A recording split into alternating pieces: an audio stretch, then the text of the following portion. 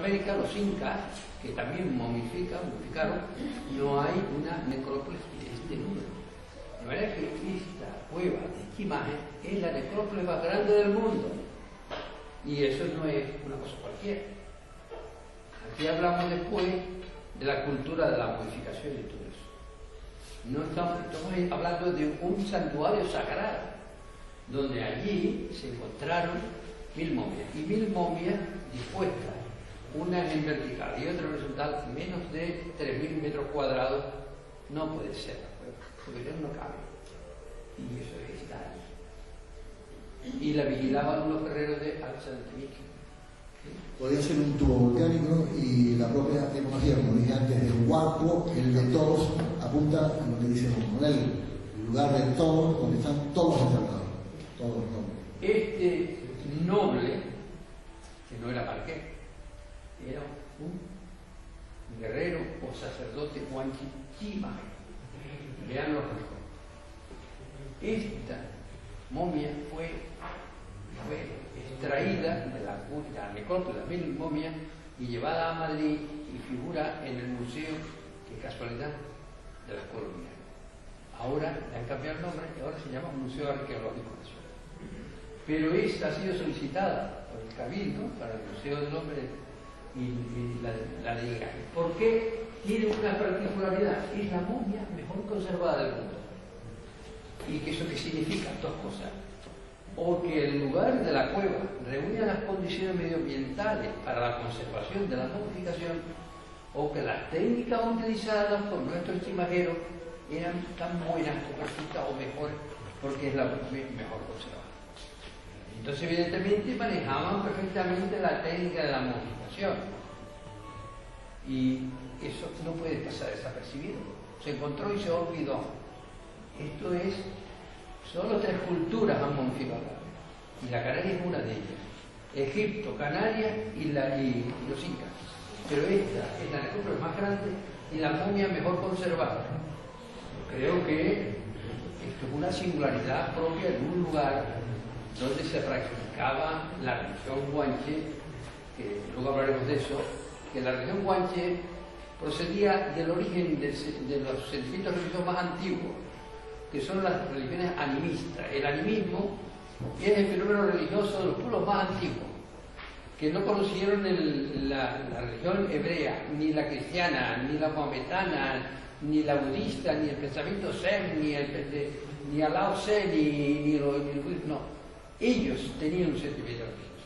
Y el sentimiento religioso, que de esto va un poco el dorso, yo les adelanto y después hablamos un poco. El sentimiento religioso es tan antiguo como yo he revisado la bibliografía y he encontrado en hallazgos de enterramiento donde ya se esboza un sentimiento religioso de aquella población de cerca de 100 millones.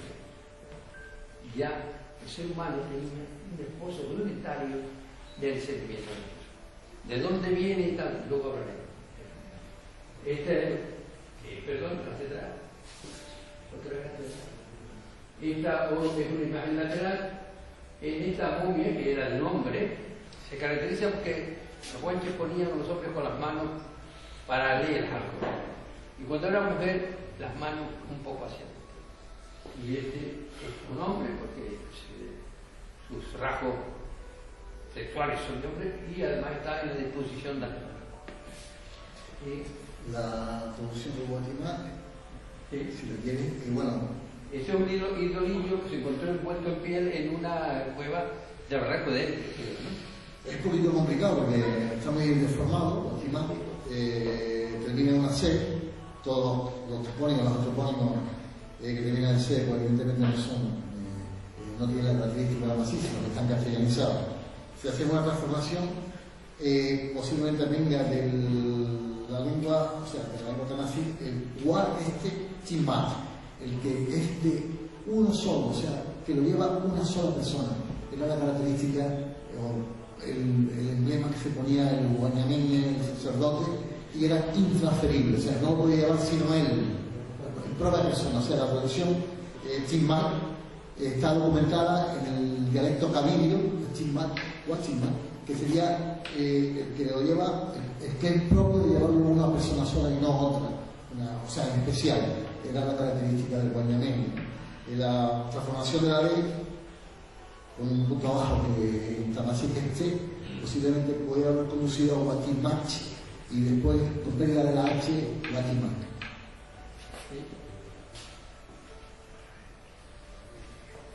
Una imagen de la así, realmente tres estrellas muy próximas que dan una magnitud lumínica extraordinaria y que dentro de una configuración zoomórfica de la geometría del cielo ocupa el lugar del ojo, del perro, del campo.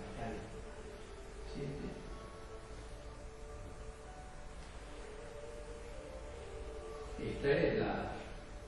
Esta es la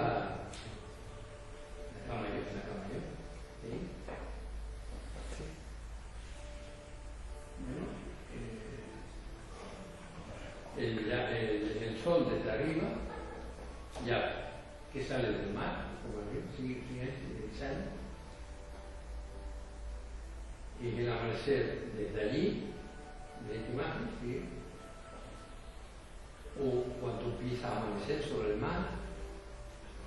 El término, estoy de acuerdo con Pablo Lucas, que en Canarias existe el término de dar a luz. Pero yo cuando estudiaba tocoginecología, que leía libros publicados en Madrid, ellos hablaban de París, no de dar a luz. Nunca encontré eso. Aquí dar a luz es nacer a la luz, es la vida. O sea que en ese modismo lingüístico está expresando el fundamento esencial de la luz y la vida. Me gustaría hablar un poco insistir en el poblamiento de archiconsiderato de Chichimaje, ¿no? Tú me dijiste que, bueno, que el lomo de Mena, que es un lugar emblemático, pero que pertenece por muy poquito a lo que es la parte de la Gacha. Decir que, bueno, y esto viene a colación con los apellidos, ¿no? El primer Mena que hubo en Canarias en 1914, Martín de Mena, y un descendiente suyo, Gonzalo de Mena, fue el que fundó el lomo de Mena en 1600. Y curiosamente, el apellido Mena forma parte, como los Rodríguez, los Hernández, los González, los García, etcétera, etcétera, de guanche cristalizados con apellidos españoles. Gonzalo de Mena, Pedro de Mena, Diego de Mena, fueron. Hay un estudio de Manuel Fariña de 1997 del pleito sobre la Virgen Candelaria, en la que dichos guanches, en este caso de la chica Mena, pues protestan porque quieren reclamar el llevar en andas la Virgen Candelaria. El apellido Mena es el apellido que lo llevan muchos canarios, pero que por supuesto impuesto por el colonialismo español. Bien, vamos a pasar un poco a explicar el origen del sentimiento religioso más antiguo de la humanidad, que son los que practicaron lo que se llama animismo. ¿Qué es el animismo? El primer sentimiento religioso de la humanidad en cualquier parte. Los de la selva, llamamos la Pachamama en las selvas amazónicas, una cosmología de una serpiente y tal, pero la Pachamama era la naturaleza. Y en otros sitios igual. La naturaleza ha sido el referente de la creencia primitiva, rudimentaria de la religión. Entonces, sabemos lo que pasa con la religión. ¿Y qué se fundamenta en el animismo? Bueno, y yo he hecho ese resumen en el dorso, es un poco abstracto, un poco incómodo para entender, pero se lo voy a comentar por encima. La historia de la cultura, la historia del hombre, está dominada por una ciencia fundamental que engloba todas las demás ciencias, que es la antropología. La antropología es la ciencia del hombre, pero el hombre en todos los aspectos, su conducta, su creencia, sobre todo desde el punto de vista de su conducta. Entonces, la antropología cultural del hombre está en interacción inseparable, inextricablemente unida con la historia de la naturaleza. La historia cultural de la naturaleza es cultural si nosotros la entendemos, pero la historia de la naturaleza es la historia del hombre. Hay ahí mucho enigma. Pero hay una interrelación clara. La historia de la naturaleza, o sea, el naturalismo científico y la antropología del hombre están totalmente unidas. Y esa bipolaridad, ese dualismo se hace uno en el monismo cuando el hombre interpreta la naturaleza, la siente y la eleva a la categoría de Dios, de divinidad. Esto hace que el naturalismo religioso primitivo sea el primer sentimiento religioso y después se va expresando en ritos funerarios. Entonces, esto es lo que significa, ustedes ven aquí en la primera parte, el sincretismo del fenómeno religioso entre el hombre y la naturaleza. Aquí pueden ustedes, el fenómeno estructural del dualismo universal tiene dos grandes ámbitos o dominios, que es el vital, la vida, y el animismo o animismo. O sea, el hombre se fundamenta su religión en el origen de su vida y el origen de su vida en relación con la naturaleza, porque sabe que necesita el agua, necesita el aire. ¿Qué hay de unión primera o última entre la naturaleza y el hombre? Pero el ámbito vital y el ámbito espiritual, que es otra dimensión de la vida del hombre, y que es la espiritualidad. Bueno, si por encima voy a decir que lo más excelso de la mente del hombre tiende al fenómeno espiritual. ¿Y qué es el fenómeno espiritual? Aquí decimos que el origen del misterio antropológico y su fascinación específica emerge desde las insondables orígenes de la vida y de ella deriva. O sea, al no saber el hombre cuál es el origen de su vida, deriva, en su relación con la naturaleza, deriva los mitos, los ritos, las idolatrías y las leyendas, que están presentes en todas las religiones primitivas y siguen. Entonces, hablamos del dualismo, que es historia de la naturaleza o naturalismo, y la antropología, la ciencia del hombre. El hombre está presente en todo lo que hace. Hay un aforismo muy típico de Protágoras que dice, a mí siempre me fascinó eso. Dice, el hombre es la dimensión de todas las cosas, está en todos lados, el hombre. Y eso tiene una trascendencia política extraordinaria, que la gente cree que el hombre lo hace y deshace todo. Pero la pregunta es, ¿existen leyes naturales que gobiernan al hombre sin que el hombre crea que las tiene y cree que el hombre decide? Posiblemente sí. Entonces, para no abundar en esto, los cuatro elementos interrelacionados entre sí son la vida, la historia, el territorio y la cultura. El hombre, por el hecho de vivir, hace historia, porque está en el tiempo, ocupa un espacio y crea cultura en su conducta. De manera, no se puede separar estos cuatro elementos, que es vida, historia, territorio y cultura.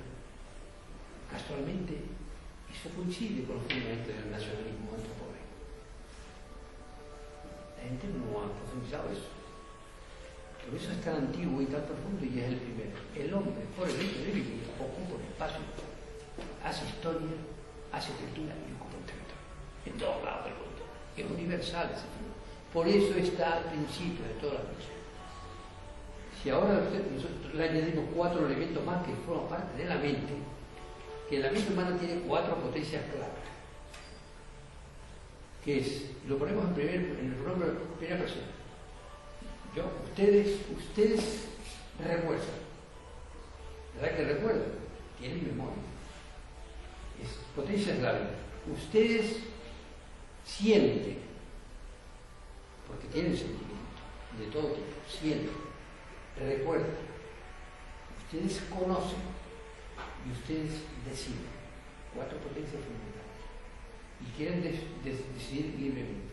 Si esas 4 potencias las añadimos a lo anterior, que es la vida, el territorio, la historia y la cultura, tenemos 8 elementos fundamentales de la conducta religiosa y biológicamente, desde el punto de vista político, del nacionalismo político. Tiene una fuerza extraordinaria. Les puede gustar a uno, pero eso es el fundamento de todos los pueblos del mundo, ejerce su nacionalismo identitario. Porque a estos 4 elementos hay que añadirle uno, que es la identificación. Ustedes conocen, ustedes recuerdan, ustedes sienten y ustedes deciden, pero sin la identificación del objeto, ni pueden conocer, ni pueden recordar, ni pueden decidir, surge la identificación de la vida. Y que coincide con la identidad del ser. Vean ustedes lo profundo que es esto. Bien, pero nosotros estamos hablando ahora, es un fenómeno antropológico, político. Nosotros estamos hablando ahora de religión.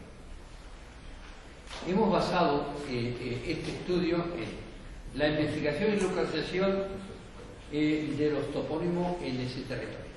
Hemos investigado los topónimos que hay ahí. Después hemos recurrido a la datación historiográfica de la cultura, a los historiadores. Hemos consultado al Tarco Alfonso, a los dominicos, a los frailes franciscanos que vinieron aquí como cronistas, que no eran historiadores profesionales, nada más tenían una religión.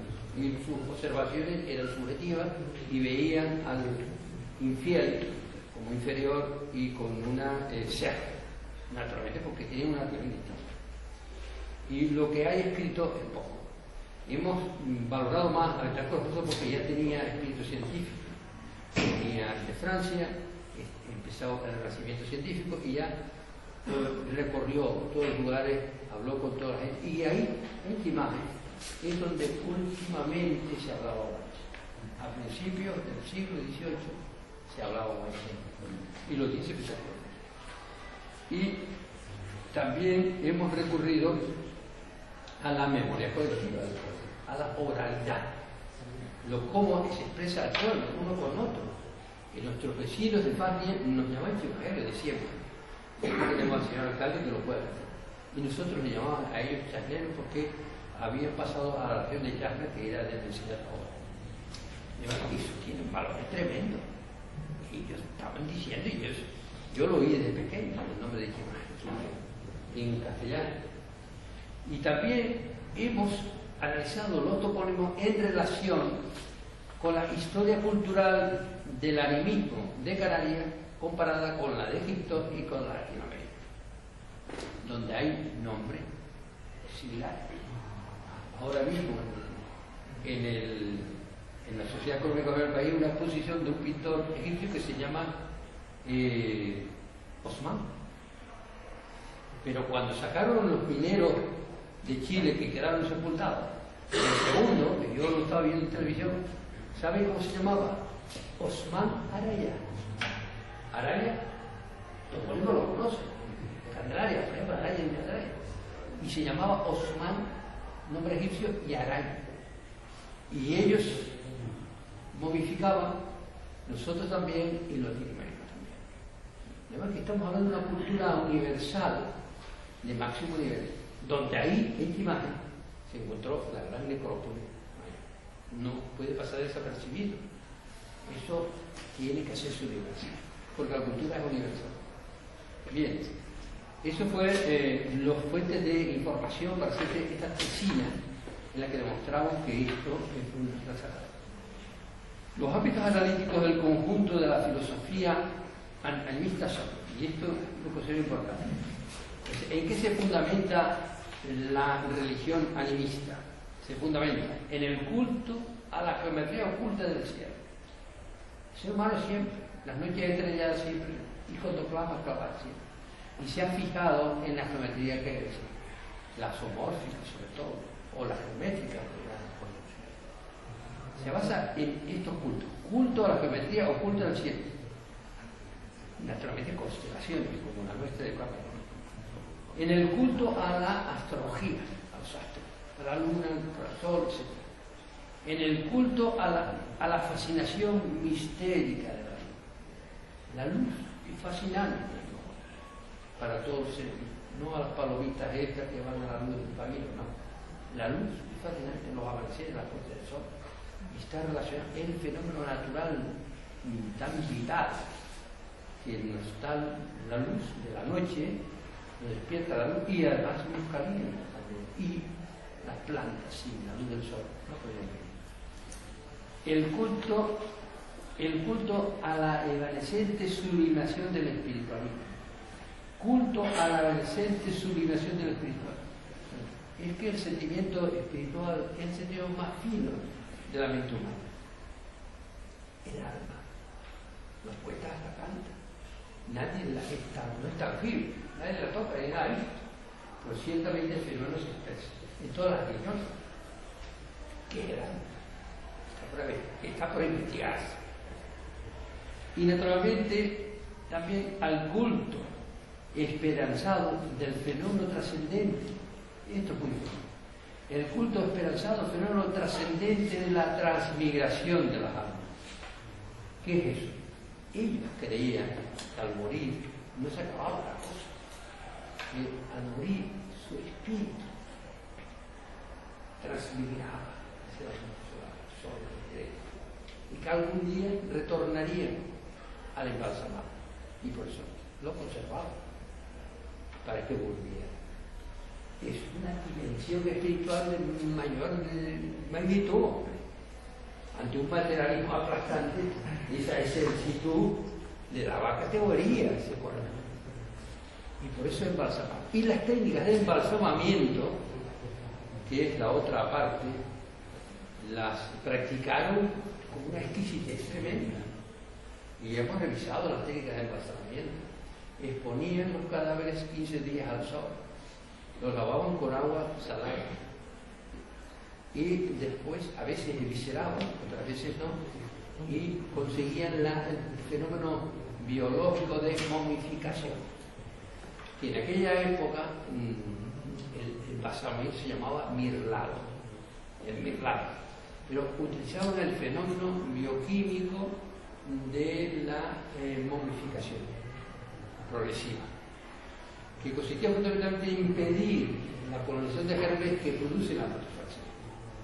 Ya hablábamos el otro día que hay fenómenos de modificación espontánea. Aquí al lado tenemos la ciervita del sausal, que era ciervita, y que se modificó, y la gente la va a dar. Se modificó sin embalsamamiento artificial. Y también, como yo le decía aquí el otro día, hay señoras que quedaron embarazadas, no lo supieron antes de los test de embarazo, y que tuvieron que someterse a una operación ginecológica, y en el útero descubrieron un fetito embarazado, momificado. Tenía un niño que se le murió y que no causó, y estaba momificado en el intraútero. El fenómeno de la modificación, si se dan las condiciones medioambientales que impiden la putrefacción, produce momificación. Pero el embalsamamiento significa una tecnología artificial para conservar el cadáver durante muchos años, hasta que volviera el alma que había transmigrado hacia la divinidad para volver. Eso es cultura de tres grandes pueblos: Egipto, Canarias y Latinoamérica, que adoraban el sol prácticamente de todas las religiones del mundo. Entonces, estamos hablando de un pueblo que tenía una dimensión espiritual superior a lo que los perversos colonialistas dicen que eran trogloditas salvajes. No vivían mejor porque no tenían materia prima para mejorar su tecnología, pero sí que utilizaron los medios tecnológicos para la modificación de una manera exquisita. Y desde el punto de vista humanístico, que es la más esencia del ser humano, tenían la máxima dimensión y superior a los genocidas, criminales, etcétera, mercenarios que vienen aquí. De manera que hay que actuar con eso. Tenemos que elevar la autoestima, la dignidad, la universalidad de nuestra cultura, porque el elemento común para unir el pueblo es desde la neutralidad política, que es la actitud universal. Por eso, nosotros, llegados hasta aquí, proponemos que al formar parte de la parte superior del borde nororiental de las cañadas del Teide, que ya es patrimonio de la humanidad, la naturaleza de las cañadas, y después que coincide con el IAF, el Instituto de Astrofísica, reconocer el valor humanístico de la cultura sagrada para que refuerce el concepto de que las cañadas del Teide sean doble patrimonio de la humanidad por el origen religioso y la transferencia pastoril, lo humano y lo natural, la antropología del hombre y la historia natural del Teide. El Teide, como se sabe, es el tercer cráter submarino más grande del mundo, tercer cráter en volumen, y por eso, entre otras cosas, le valió el nombre de patrimonio. De manera que estamos en un escenario donde confluyen muchos valores de carácter universal que pueden servir para difundir nuestra cultura en el ambiente turístico, creando un parque etnográfico, recreativo en Chimán, creando una fundación, que no está aquí pero lo aprovecho, una fundación si no lo hace la entidad pública, que parece que no, con una empresa privada que pone el capital y hace la instalación, pero nosotros ponemos la idea, el proyecto y el valor cultural para crear una empresa mixta de fundación empresarial. Es decir, la parte nuestra es fundación y los beneficios no son nada más que para repartir, promocionar la cultura nuestra y proteger de la pobreza cultural y física a nuestros niños. La idea es que una fundación para promocionar nuestra cultura y rescatar de la pobreza física y intelectual a nuestros niños. Y eso lo podemos hacer con 5 millones de turistas que vienen aquí, haciendo pasar allí 500.000. Entonces, difundir internacionalmente nuestros valores en el mundo. Salimos de esa quiste reduccionista donde nos han metido y ya vamos a hacer como y rompimos de una manera arrolladora en el contexto mundial de la cultura con valores humanos. Yo creo que y ahora que hemos añadido un poco el imaginario, hemos redactado una especie de plegaria retroactiva, como si fuésemos los guanches del pasado, que aquí lo decimos, una evocación retroactiva de la liturgia del animismo de nuestros ancestrales del pasado desde la señera cima de la Catedral de la Luz, y decimos esta plegaria, que lo tienen ustedes aquí, allá arriba en los cielos de Yiván, en las alas de la luz, admiramos a la estrella Sirio en la gran alborada del gran Magé. Y allá lejos, en occidente, en el crepúsculo de fuego, la magnitud lumínica triestelar de Sirio protege nuestra noche eterna después del silencio de nuestra vida. Y entonces el profesor De Luca lo va a decir. Bueno, con mucho placer, evidentemente le pidió a Manuel Díaz que hiciera una traducción al Damasí de lo que acaba de leer, y es la siguiente: Afarima, digo el Naul, Mahaj, digo a Frio, el Tafat, Nenai, Atricilis, Tafra, Manekram, Mahaj, Digimna, Adgog, Yataram, Timshilis, Timsi, Tamekram, Tafat, Nitrat, Niyetran, Nisiris, Yerai, Dan, Nahdalen, Sakin, Wasusan, Nitudatna. Sería la traducción de Manuel. Hemos hecho una visión retroactiva de esas oraciones. Y como estaba un poquito más de tiempo, pues se abre un debate. No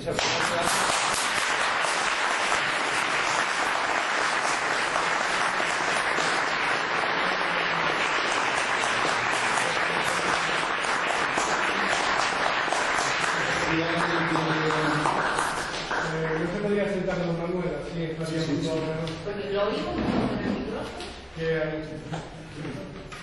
Si alguien quiere preguntar alguna cosa, porque tenemos poco tiempo.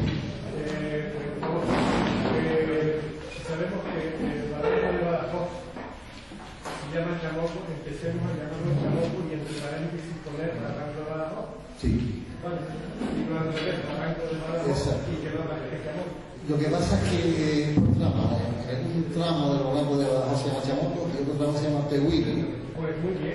Tehuido. Chamoco son distintos nombres que daban los guanches a funciones especiales.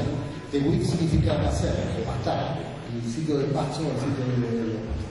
Evidentemente hay que cambiar. Y esa es una pregunta interesante que acabas de hacer, una propuesta que nosotros siempre hemos defendido reivindicar, y Noel también, por supuesto todos nosotros, la recuperación de los nombres guanches, los nombres canarios en general, para un poco contrarrestar este avance imparable que está habiendo en cuanto a la destrucción de toponimia en las distintas islas, que está habiendo, que es escandaloso.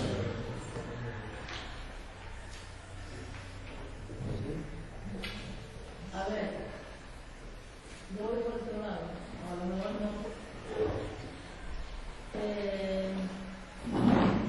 Los guanches fueron cristianizados después de aparecer la Virgen de Candelaria encima de la playa, encima de la arena. Si no habían sido cristianizados y no sabían nada de aquel icono, ¿no? ¿Por qué esa adoración a ese icono de Candelaria, a la imagen esta, ¿no? ¿Y qué importancia tenía la mujer dentro de esa adoración, la diosa, no sé qué, oigo yo, la diosa, no sé, ahora no me acuerdo el nombre. ¿Qué importancia, qué importancia tenía la mujer para ella darle toda esa... para tenerla como Dios, no era... Bueno, esto es una pregunta naturalmente que está en el cartelero, digamos. Hay un hecho real que los colonizadores conocían el fenómeno religioso antiguo de todas las poblaciones. Y ellos que venían como misioneros sabían que tenían que hacer una conversión. Entonces ellos también tenían referencia de cuál era la adoración. El hecho de que entraran por Huima no solo es porque el valle facilitaba arribada, porque venían con frecuencia a robar ganado y a llevar esclavos. Se llevaron a Antonio el Guanche y lo bautizaron y lo cristianizaron. Y luego lo volvieron a dejar en la costa. Cuando colocaron la Virgen, los guanches no sabían qué era aquello. Pretendieron arrancar, porque no entendían, ellos no tenían imagen de yeso, ni de madera, etc. Entonces, Tom les explicó lo que significaba eso, ¿no? Y empezaron a cambiar de la conversión religiosa. Y entonces, esa Virgen, ¿por qué la llevaron a Candelaria? Si Candelaria es una población de donde vinieron Caristo, Guadalupe, México, fue Extremadura, transportó mucha gente. Entonces, le dijeron que Candelaria, la Virgen, era la madre de Dios. La Virgen era la madre de Dios. ¿Por qué? El Dios de la ley. Es que la madre de Dios, de la divinidad. El Dios de los guanches que no. Sí, bueno, eso le dijeron. Porque la Virgen, el cristianismo la empezó a adorar en el siglo V. Porque cuando el cristianismo empezó a extenderse ya desde Roma, se encontró con la religión del paganismo. Y la religión pagana adoraba a las vírgenes y las sacrificaba. Entonces, para combatir a la religión pagana tuvieron que crear una virgen en el cristianismo, y no tenía, porque naturalmente la religión judía es machista desde el punto de vista de eso. No había virgen en el cristianismo, y en Cristo habló de virgen. Pero en el siglo V dieron la necesidad de que tenían que crearla. Entonces no tenían más que a la Madre de Dios. Y entonces crearon el misterio de la Santísima Trinidad, que ya no lo explica porque es una contradicción. El Padre, la Madre, el Hijo y Dios, y tres personas distintas, pero en el siglo XV ya lo fueron probando. Y cuando vinieron aquí, trajeron una virgen, que era la Madre de Dios, de Jesucristo. Y entonces, la Madre de Dios, el Dios era el Dios hombre. Entonces, la candela, por eso, hicieron la fiesta de Reyes Mares, trajeron y dijeron, esta es la Madre del Sol. Y cualquiera llamado, ya será nuestro Señor. Y eso se confundió. La mujer en la religión guanche tenía las mismas prerrogativas que los hombres. O sea, la mujer tiene una vida, no iban a la guerra, por supuesto. Pero no estaban marginadas por su religión, no marginadas a la mujer. De hecho, en el norte de África hay pirámides escalonadas donde están enterradas mujeres reyes. Está así, que no marginadas. O sea, no sé si contesto a dónde. No, me parece que la señora no captó la respuesta. O sea, que ella preguntaba los guanches a quién adoraban, quién era el dios o los dioses guanches. Era pero es que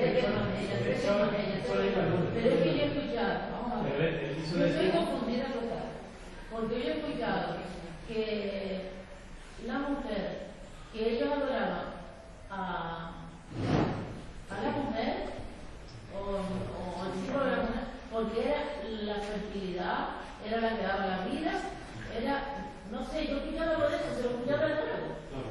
Algo así. El sol y la luna, adoramos al sol y a la luna, y curiosamente la luna era masculina y el sol femenino. Así, bueno, eso fue. Sí. Dos cosas. Una, con respecto a la momificación.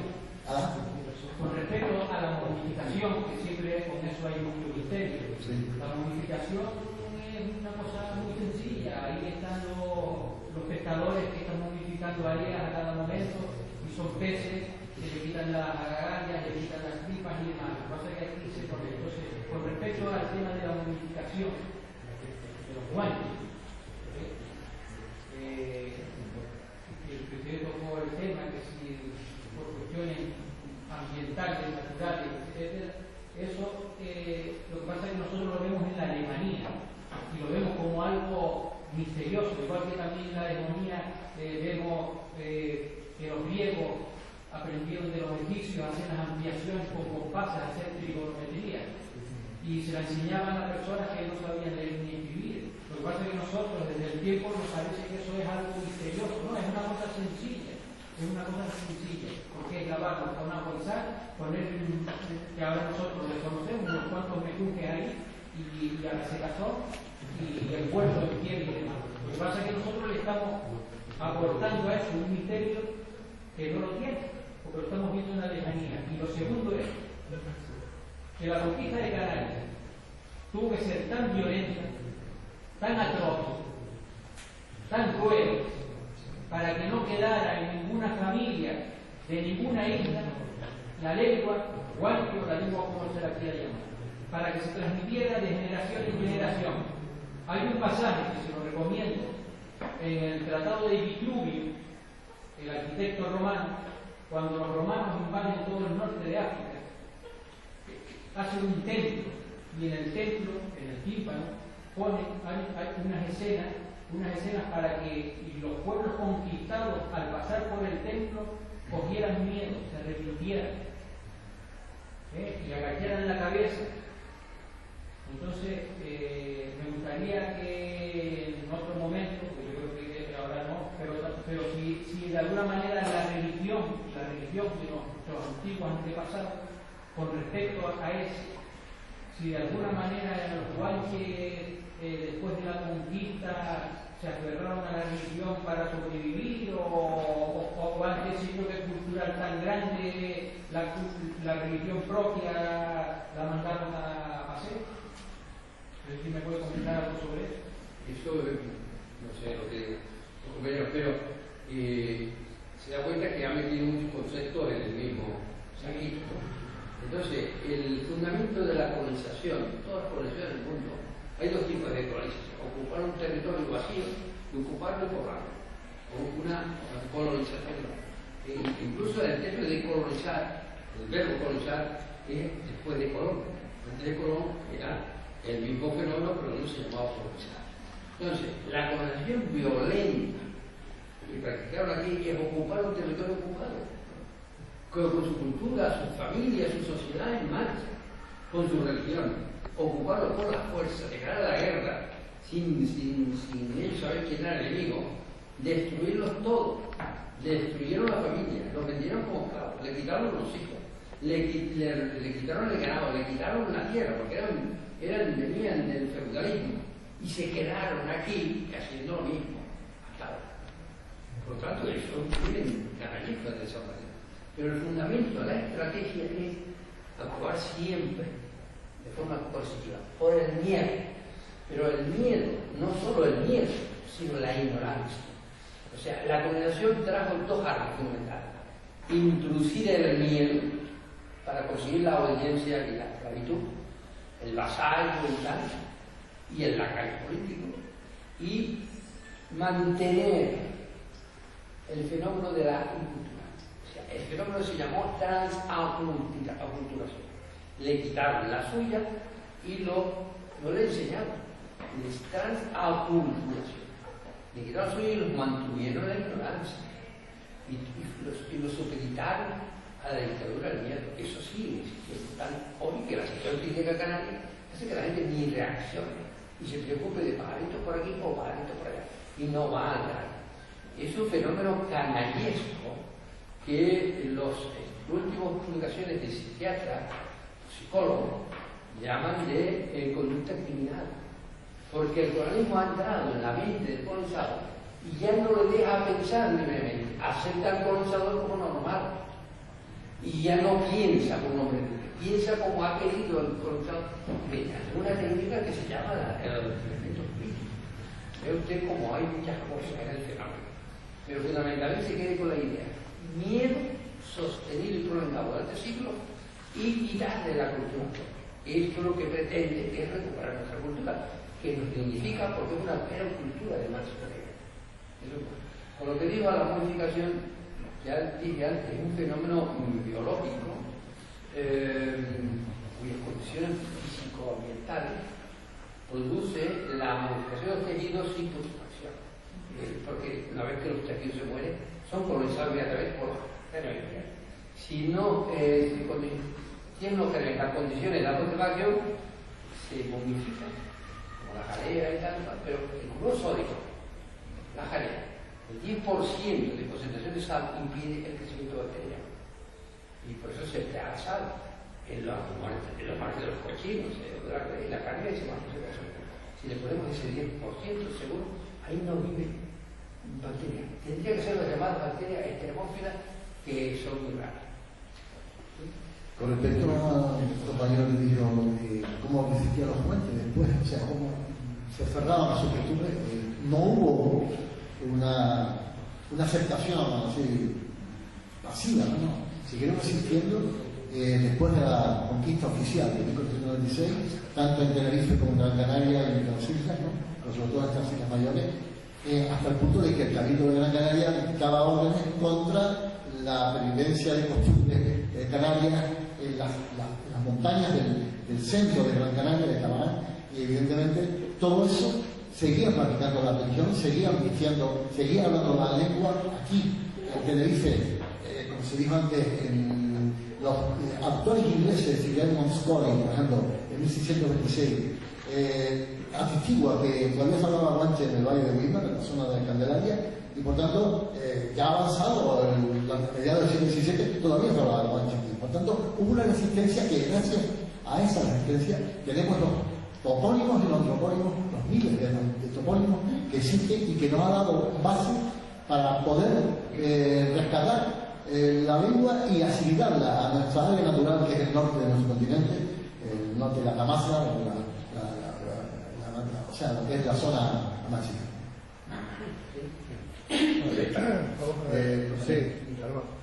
Vamos a ver, yo creo que don Manuel un poco incida en el hecho geográfico, la geografía física de Izaña, el lugar ideal que en la actualidad están los astrofísicos ahí para observación del cielo, por alguna razón debe ser, el aporte de agua tan grande porque es la parte más alta y cuando nieva 2 metros de nieve más en esa zona que en otra parte 2 o 3 metros más de nieve, el agua y la luz que ahora está como efectivamente una constante que a lo largo de la historia pues ha incidido también en que el propio pueblo de origen, ¿verdad?, haya retomado esos elementos, ¿no?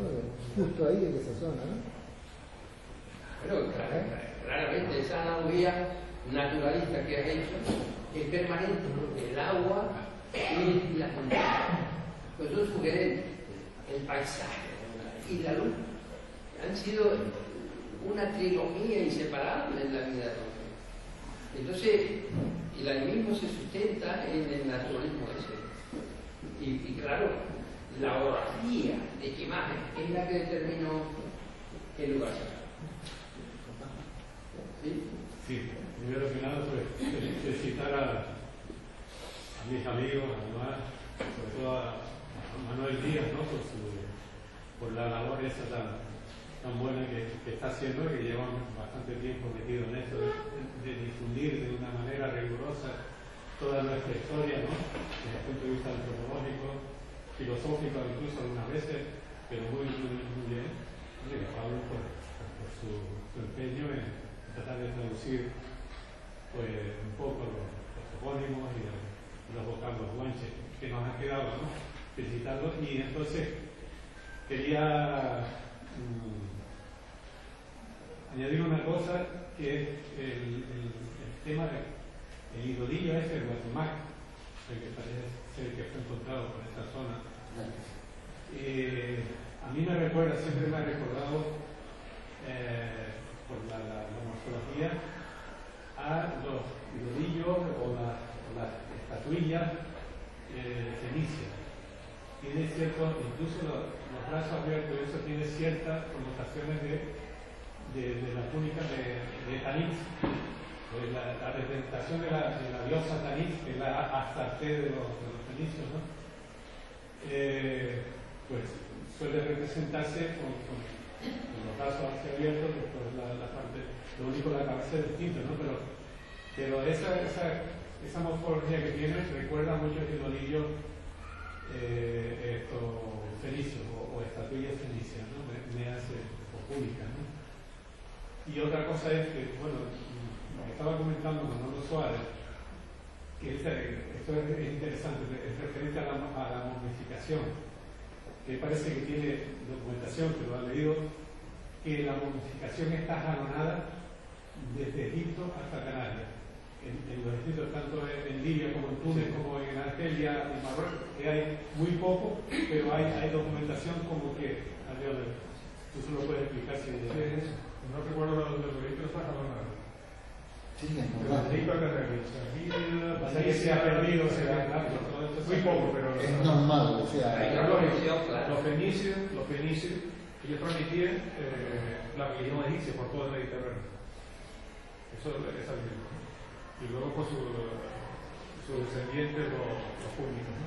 Por lo mismo que la religión, pues transmitirían los conocimientos, ¿no? Pero las vías son paralelas. Mira, en un simposio que se hizo aquí en la sala al lado, hace unos años que yo asistí, Antonio también, un simposio internacional. Y habían expertos de Irlanda, Inglaterra, del Cantábrico, del galaico portugués, del norte de África y Canadá. El origen fenopúnico de los petrolíferos y la cotoleta es común. Del fondo mediterráneo, por los dos vertientes, norte y sur, se abrieron en el Atlántico y fueron hasta Irlanda y hasta el río Senegal. Y le importa ferroviaria. Y es que hay una cosa fundamental. Cuando se crea Cartago, 215 años antes de Jesucristo, los asuntos fenicios, que era un pueblo navegante. Esto es una hipótesis que ustedes quizás pueden ver esto, la aportación de cartagineses no de a Canarias, pero por lo menos comunicación comercial había. Y hay otra cosa más que me acuerdo. La Virgen de Canarias tiene una media luna en forma de palmera. Corazón. Eso es fenicio. Está documentado. Eso es la Virgen de Lourdes también. Y eso es de origen fenicio. Pero el croissant que dice Manuel está documentado en la estela, en la Siria del norte de África, en Argelia, en la parte de Argelia. Hay fotos en las que aparece también el croissant hacia arriba, que es un símbolo nazi por naturaleza. De todas formas, con lo que dijo Manuel de lo de la modificación jalonada a través del norte de África, le voy a decir un dato concreto. En la parte del Laurés, que es la zona oriental de Argelia, limítrofe con Libia, existe la preparación craneal, o sea, la preparación craneal que se da en Canarias está documentada en Aures argelino, la montaña del Shawiya, del Aures. Es un dato importante que da luz sobre uno de los posibles orígenes del poblamiento de los canarios. ¿Sí? Estaba recordando ahora que en concreto la isla de Tenerife, ¿no? Me da la impresión de que fue poblada por masilios de alrededor de Cartago, por lo menos esta isla, ¿no? Por lo siguiente, hay palabras que solo están documentadas en la isla de Tenerife y en Tunisia, en la isla de Hierba y en personas de Tunisia. Ejemplo, uch. En un libro del doctor Provoter, un médico francés que estuvo por la zona de y Gafsa, al sur de Tunisia, vio que el dialecto masílico que se hablaba en aquella zona se estaba perdiendo y entonces recogió todo lo que pudo, era aficionado a la lingüística, ¿no? Recogió todo lo que pudo sobre aquel dialecto y publicó un libro sobre dicho dialecto en el año 11. Yo poseo un ejemplar de ese libro, doctor Provoter. Y aparece en la entrada maison, casa, uch. Ese es el singular de uche. Está documentado auchón y uche. También está documentado en Tenerife. O sea, hay varias variantes, ¿no? O sea, casa. Otra cosa. Ahí en esa zona de Senet, en ese dialecto, la palabra tauchit, plural yucha, significa cuevo. Lo que dijo Pablo de Luca, que seguramente está, yo no había caído, pero seguramente está relacionado con lo que dices de Much. Es cueva de habitación, ¿no? Pero hay otra cosa interesante. La isla de Tenerife, incluso hasta el siglo XVI, Alberto Galindo dice que cuando él escribió su obra, se publicó en 1590 y ya. Todavía los campesinos de esta isla llevaban a la isla Akinech, dice, o Kinech. Está documentado Chinet, etc.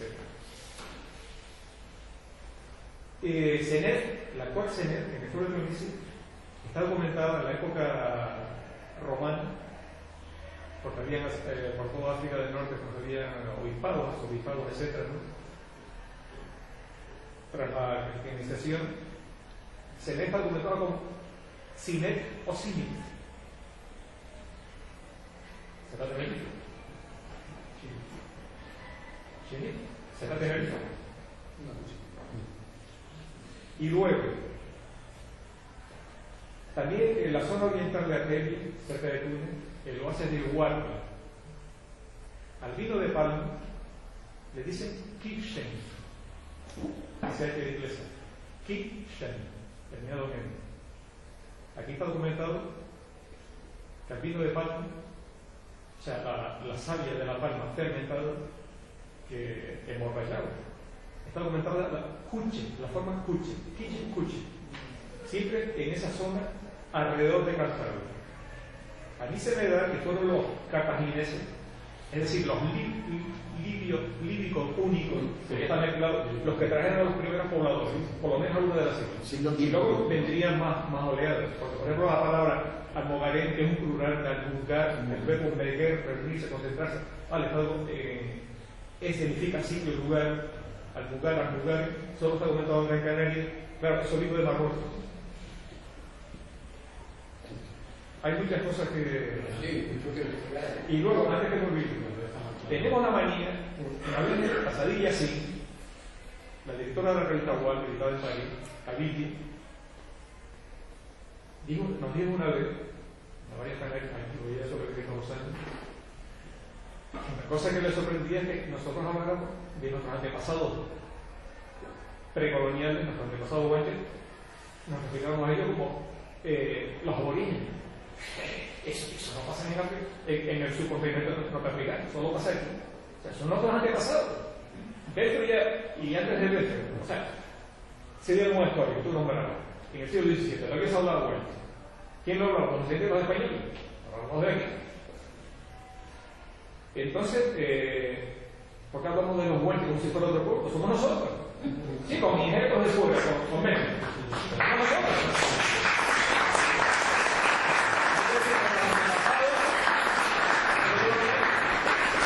La palabra aborigen hay que desarrollarla. Con permiso de... Sí, vamos de los ponentes, con 3 puntualizaciones a una intervención nada más muy cortita. Primero, señora, la Virgen de Candelaria la dejan en la cueva de Archimití. Pero el sincretismo no lo hacen los guanches. El sincretismo lo hacen los religiosos que están ya en el 1450 al 1470 en la cueva del Conde, es el eremitorio. Y ahí están hasta que muere Fray Alonso de Bolaño y entonces empieza la conquista. Eso lo primero. Sí, pero yo sé todo eso, pero yo lo que quería saber es la diosa madre. Quiero saber algo de eso. Pero la diosa madre, con respecto a la Virgen de Candelaria, eso lo enseñan los curas, teniendo la imagen, no antes.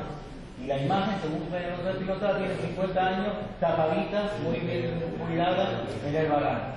Luego al caballero, quería decirle que la comunicación en sí no es difícil, es el concepto de volver, y que solo lo tenía la nobleza, y que había una tribu de afectados a la cual había que pagarle la momificación, y eso solo lo podían hacer los ricos, que eran los nobles, los que no trabajaban, los que mataban, pero no trabajaban, vivían del pueblo.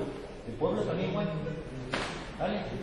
Y otra cuestión, que es que aquí se emplea una táctica militar muy antigua, el dividir y vencerás, que emplean los romanos, y entonces rinden a la nobleza, se rinde la nobleza guanche, le dejan los títulos, le dejan ponerse los apellidos que querían, que eran los apellidos de los topónimos que tenían, o sus nombres, o de qué quisieron, y fueron los únicos que pudieron apellidarse al bautizarse con su nombre. El resto tenía que ser nombres o apellidos extranjeros. Entonces es la nobleza guanche la que se rinde, pero no se olvide del Gran Sur. En el Gran Sur pervivió la raza guanche pura hasta yo le diría, hasta el 1960. Sí. ¿Vale? Es cuando es la gran invasión y el gran genocidio cultural, que no tiene que ver, o sí, habrá que estudiarlo, con la cuestión política, sino es la avalancha de gente de fuera que se da, eso es 1950, 1960. Bueno, estamos un poquito con el tiempo. El compañero ahora en el banco y después el compañero aquí. Sí, vamos. ¿Perdón?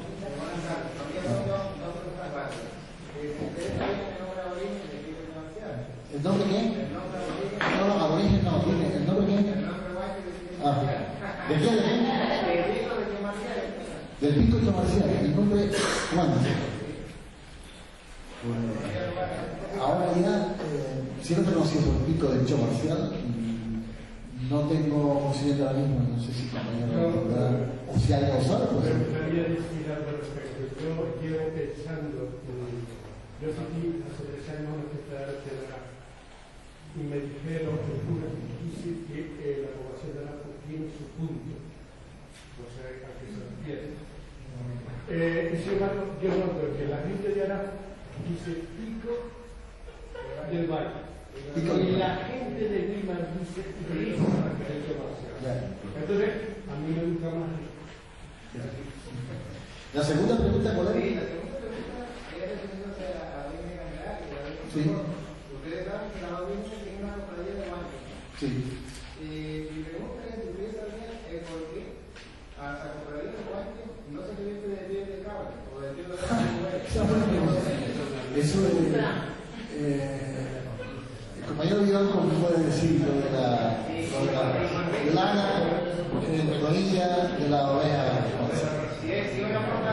No, es totalmente falso. O sea, no existe la cabra norteafricana no tiene que ver. La oveja. Bueno, yo llevo muchos años luchando con eso. Sí, eso es asignatura pendiente. Se lo he dicho, he dado un par de charlas, conferencias en Candelaria y he tenido la oportunidad de muchas veces expresar y malestar porque se sigue haciendo esa ceremonia encima de la ceremonia de los guanches, aparte de ir vestidos con las lanas esas, que no tienen nada que ver, porque la oveja que tenía los guanches es como la oveja peligro y esa que era sin lana, como la que tiene, la que está ahora en Mauritania y en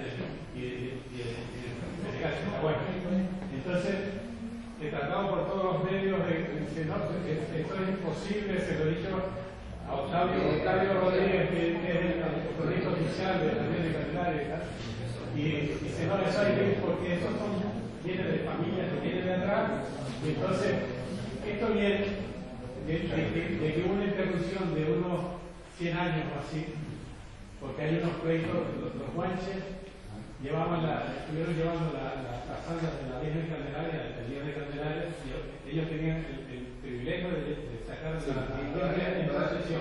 Hasta que llegó un señor en español que que les dijo prácticamente guanches de mierda que se llevando a la Virgen de Candelaria y se las arrebató y entonces pleitearon, estuvieron pleiteando durante muchos años. Los guanches se reunieron y pleitearon y bueno, durante todos esos años que hemos pleiteado se dejó los guanches dejaron de llevar la Virgen. Hasta ese momento que eran 1500 y pico, 1560 o así, ellos iban vestidos de guanches, bien, normal. Pero con esa interrupción, cuando ya se volvió otra vez a implantarse lo de la ceremonia de los guanches y eso, ya habían perdido eso y entonces ya se empezaron a vestir con los guanches, que yo creo que eso fue incluso inducido por los propios conquistadores o los castellanos para identificar. Entonces, en la misma ceremonia, en esa ceremonia, lo que quería decir que ya está bien, ya se parece que en un mensaje guanche parece un problema que cantó así no sabían hablar porque hablando con el otro pastor por signos, hablándose uno al otro por signos, como si no sabían ni hablar. Ya está bien de todo eso, ¿no?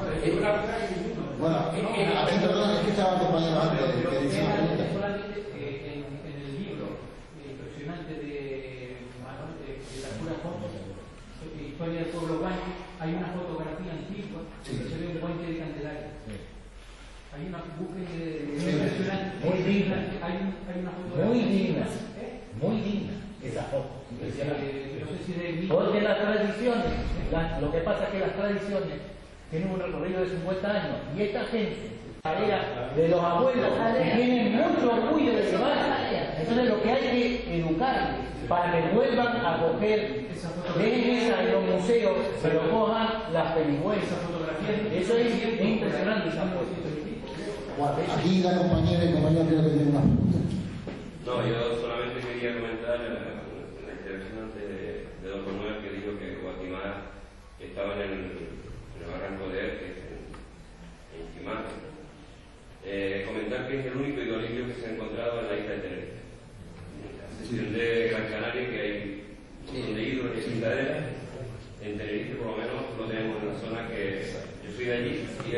queremos destacar, por lo menos. Sí, otra especificidad. Pero yo quería apostillar una cosa. Si creamos un parque recreativo histórico de Canarias, tiene que ser riguroso y digno. Lo que no puede ser un tío que haga de guante una danza y un reloj de muñeca en la mano. Tiene que ser muñeca, eso no es una chapucería, hombre. Los guantes no llevaban reloj de muñeca, pero bueno, ¿esto qué? Yo quería que me lo permite. A ver, estamos mal en tiempo. El ponente, el equipo que ha trabajado, y esperar que la fundación que quieren poner en marcha el trabajo de marcha, pues realmente sea una realidad, ¿no? Y con el tema, cuando los Manuel estaban hablando del acto cultural del lado, a mi mente se vino el mural que hay en el hospital en la planta séptima, donde habla de la preparación que usaban los aborígenes, donde los guantes, la gente, que decía que ni siquiera los cirujanos actuales son capaces de realizar la misma operación con las herramientas que utilizaban los antepasados, ¿no? Es decir, que nuestros antepasados, lo que decía Romano también, de que no avanzaban más simplemente porque no tenían la materia prima, pero que tontos no eran. Y también te quería hacer una pregunta a Pablo de Lucas, porque yo tengo muchos problemas con los compañeros de trabajo que me dicen de que el idioma guanche está desaparecido, que los guanches han desaparecido. La pregunta: ¿cuántos millones de habitantes en el planeta Tierra pueden estar hablando ahora el idioma de nuestros antepasados? Bueno, en el norte de África, en Atamasla, con un mínimo de 23 millones de hablantes, más los futuros de aquí de Canarias. ¿Vale? Yo estaba 45. Bueno, más o menos. Hay una fuerte presión islamizadora y arabizante, desgraciadamente, ahora con la llegada al poder del régimen islámico en los países del norte de África, está viendo como un pequeño frenazo y está habiendo una represión lingüística y cultural muy fuerte a la gente que está defendiendo la cultura nazi, ¿no? Y evidentemente ahí tenemos que dar el cambio, tenemos que solidarizarnos con los compañeros del continente que están trabajando, porque tenemos que ir contra corriente. La corriente árabe islamizadora está demasiado como intensa y hay que un poco hacerle frente. Sin embargo, en Marruecos está ocurriendo un fenómeno. Si Marruecos no se distingue precisamente ahora mismo. Sí, que ahora mismo Marruecos no se distingue precisamente por su defensa. Yo estuve hace poco, yo estuve integrado allí y he captado un ambiente arabizante demoledor. O sea, está habiendo una represión. He hablado con compañeros que no sé de tal, y entonces, no, y de Rabat, Rashid Baja, que es compañero nuestro de la Asociación de Rabat que conoce a Manuel, está habiendo una represión y está habiendo hombre, no violenta, pero está habiendo unas cortapisas a lo que es la cultura nazi, que vamos, que tenemos, especialmente Canarias, que debe ponerse en la punta de vanguardia, como se ha dicho. Yo quería terminar, si me lo permiten, la palabra algodone, que justamente es Canarias. Algodone, pero aquí empieza por al. Y esa al es árabe. Eso es árabe. Eso es árabe. De Morena, y nos vamos porque ya es la hora. Sí. Me van a permitir que me dirija, por ejemplo, aquí. Dice que no encuentras al guanche entre tu gente. Pues mírame bien, ignorante. Que yo lo tengo delante y tú lo tienes enfrente.